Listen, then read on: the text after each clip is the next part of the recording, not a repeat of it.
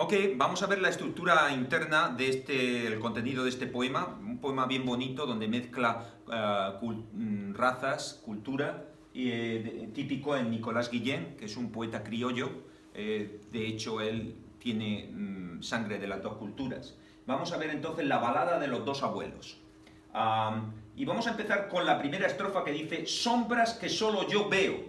Esto es muy interesante. ¿Por qué? Porque no es algo real, son sombras. Se lo está imaginando él en su mente o en su sueño. Está viendo, ¿qué está viendo? Que tiene dos abuelos que le escoltan, uno a su derecha y otro a su izquierda. Le van escoltando, sus dos abuelos. Luego es algo que está reviviendo él. Esa sombra se refiere a algo que está reviviendo en su sueño o en su memoria y le acompañan esos dos abuelos. Vamos a la siguiente estrofa.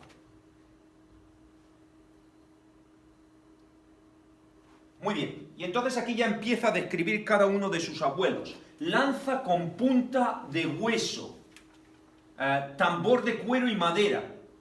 Y entonces refleja mi abuelo negro.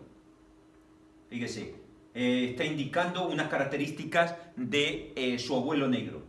Lanza con punta de hueso y tambor de cuero y madera. ¿A qué me lleva esto? Obviamente me lleva a la cultura africana, ¿queda claro? Lanza con punta de hueso y los tambores típicos africanos de cuero y madera. Y ese es su abuelo negro. Muy bien, y después describe su abuelo blanco. ¿Cómo describe a su abuelo blanco? Una gorguera, antiguamente en el siglo XVI, siglo XVII, sobre todo en el Renacimiento y el Barroco. Si ustedes ven, por ejemplo, uno de las fotos que tenemos en el libro, de los cuadros, vemos a Cervantes con esa gorguera alrededor de su cuello, gorguera en el cuello ancho. También, ¿qué? Gris armadura guerrera. ¿Queda claro? Acuérdense de las armaduras de los conquistadores. Luego, ¿qué me está indicando aquí? La idea de mi abuelo blanco, con esa gorguera en el cuello, típico de los conquistadores, y con la armadura guerrera.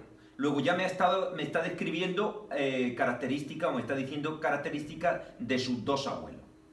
Sigue, de nuevo, pie desnudo, torso pétreo, los de mi negro. Ahí obviamente torso pétreo hay una metáfora. Torso pétreo significa torso de piedra, pero en este caso no es que su pecho fuera de piedra, sino que está indicando el aspecto físico de los africanos. ¿Queda claro? Con el pie desnudo, muchos obviamente, si tenemos la imagen de África con los pies desnudos, el torso, el físico, pero un físico potente. Los de mi negro. Además, con una característica, le pone el adjetivo posesivo mi negro, para darle una cercanía, algo cercano, mi negro, ¿queda claro?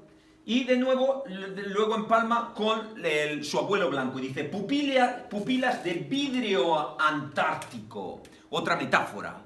Pupilas se refiere a los ojos, queda claro cómo, de vidrio antártico, frías, queda claro, y está indicando ese vidrio, el vidrio pero antártico, del frío.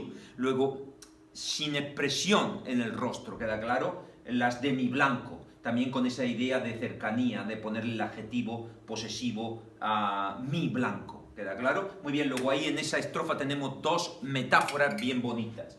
Bien, vamos a seguir, siguiente estrofa.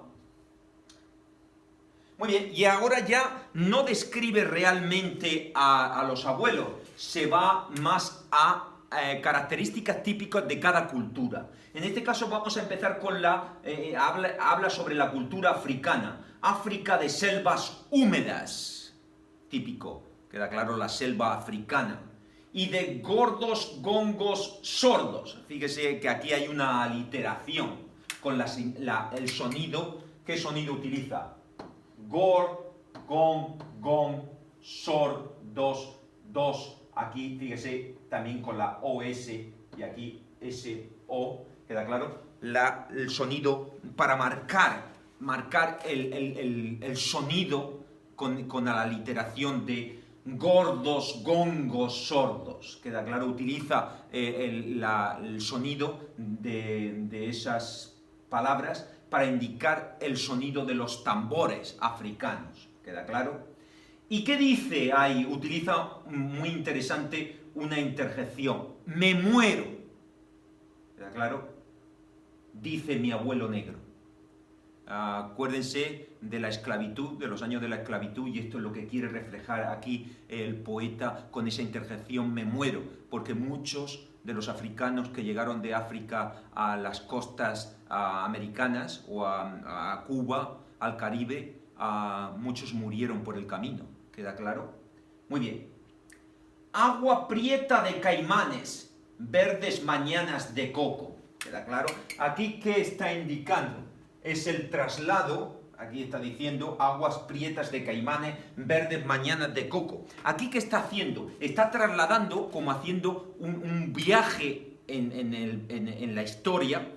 Empieza en África, acuérdense, con los tambores, y luego se traslada a agua prieta de Caimanes, se traslada al Caribe. Queda claro la idea de los caimanes, los cocodrilos, y verdes mañanas de cocos. Aquí refleja la idea de los cocos, típico del Caribe. ¿Queda claro? Luego, ¿qué está indicando aquí el poeta? Está indicando el paso, el viaje de los africanos durante el tiempo de la esclavitud hacia el Caribe, hacia las costas caribeñas. ¿Queda claro?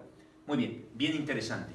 Vamos ahora a pasar a la siguiente estrofa, donde dice me canso, dice mi abuelo blanco. ¿Queda claro? Aquí, ¿qué pasa? Que fíjese la diferencia entre el abuelo negro que decía me muero al abuelo blanco que dice me canso. ¿Me canso con qué idea? Obviamente, acuérdense de los conquistadores, de pelear, luchar por conquistar la tierra, y obviamente es el cansancio. No se morían, obviamente que había gente que moría en la batalla, pero no era tanto el morir cuando el cansancio de batallar, de guerrear. ¿Queda claro? Dice mi abuelo blanco. ¿Y qué dice después? Oh velas de amargo viento, fíjese, amargo viento, muy interesante. Y las velas se refiere a los barcos, ¿queda claro?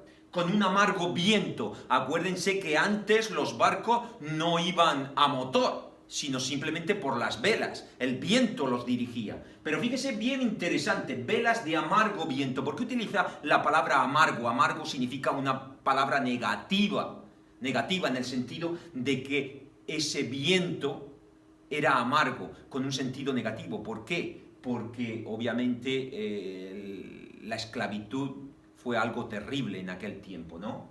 Pero no solo la esclavitud, sino también la idea de la conquista, de los barcos que le llevaban a la conquista, también con la idea de apresar, de apoderarse de la cultura, de los territorios. Luego, ese es un amargo viento. No solo para el abuelo negro, sino también para el abuelo blanco, ¿queda claro? Un galeón ardiendo de oro. Aquí obviamente se refiere a los conquistadores, cuando cargaban los galeones. Un galeón es un barco grande, antiguo, donde se metía todo el oro, ¿queda claro? Y lo traían a Europa. Galeón ardiendo en oro, es decir, lleno totalmente de oro, ¿queda claro? Muy bien. Seguimos, vamos a seguir.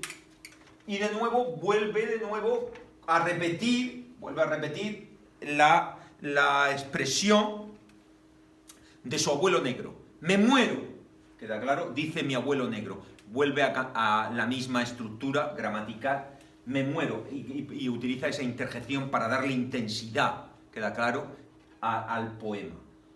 Fíjese, luego dice, oh costas de cuello virgen, engañadas de abalorios. Muy bien. Costas de cuello virgen, ¿a qué se refiere? Donde llegaban los galeones cargados de esclavos, ¿queda claro? Eran unas costas vírgenes, es decir, no había nada, y allí atracaban los barcos y bajaban a los esclavos, y engañadas de abalorios. Muy bien, es decir, ¿con qué idea? Con la actitud de engaño. Apresaban agarraban a los esclavos en las costas africanas, tal vez a lo mejor dándoles a entender que iban a tener una mejor vida en donde iban, y obviamente eran engañados, tremendamente engañados, porque cuando llegaban allí eran totalmente esclavos. ¿Queda claro? Muy bien. Luego empalma otra vez con el abuelo blanco y otra vez la misma estructura. Me canso. ¿Queda claro? Para darle esa intensidad. Dice mi abuelo blanco: oh puro sol repujado. Oh puro sol repujado. Vamos a ver, espera un momento que voy a ver. Sí, sigue en la misma estrofa. Oh puro sol repujado. En este caso está indicando la idea del sol caribeño, queda claro, donde iban los esclavos, preso en el aro del trópico. Queda claro, el trópico es el trópico de Capricornio, la mitad, por lo tanto está refiriéndose al clima caribeño, al Caribe, queda claro, el preso en el aro del trópico. Se refiere a una idea del sol, y luego también la idea de la luna del Caribe. También está indicando la idea de la luna del Caribe, que es redonda y limpia, sobre el sueño de los monos. Obviamente en la zona del Caribe, otra vez la idea típico de los animales de esa zona de los monos. Pero aquí se podría entrever algo bien interesante, y es una actitud despectiva hacia cómo consideraban a las personas de raza negra. Lo consideraban monos, ¿queda claro? ¿Por qué? Porque decían que venían de África y los asemejaban a los orangutanes, a los gorilas, y entonces por eso los trataban como animales. Por eso dice sobre el sueño de los monos.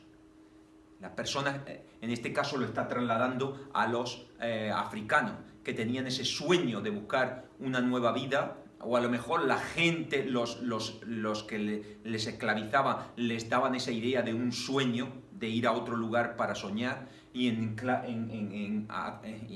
la realidad era totalmente distinta. Era que iban a estar esclavos toda su vida. Muy bien, vamos a seguir. Y en la siguiente estrofa utiliza obviamente la interjección ¿qué de barcos? ¿Qué de barcos? Utiliza obviamente la misma estructura, es una anáfora. ¿Qué de barcos? ¿Qué de barcos? ¿Qué de negros? ¿Qué de negros? Para intensificar la idea de los barcos que llegaban a las costas del Caribe, cargados de negros, de esclavos. Qué largo fulgor de cañas, qué látigo el del negrero. Obviamente aquí está indicando, las cañas se refiere a que en esa época la mayoría de los esclavos en esa zona del Caribe trabajaban la caña de azúcar y los utilizaban como mano de obra para la caña de azúcar. Por eso que dice qué largo fulgor de cañas, qué látigo el del negrero. Obviamente el látigo es la opresión, queda claro, el mantenerles oprimidos.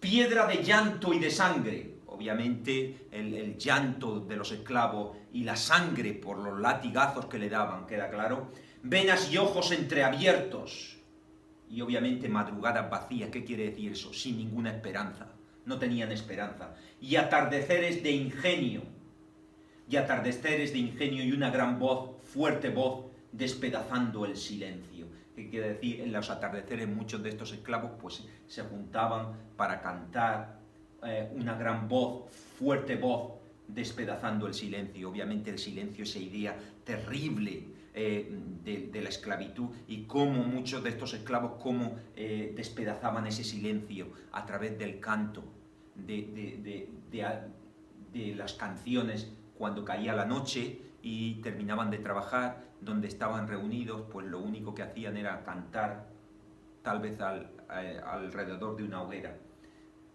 para callar ese silencio terrible de los esclavos. Muy bien, lo vamos a dejar aquí y veremos ahora después la segunda parte.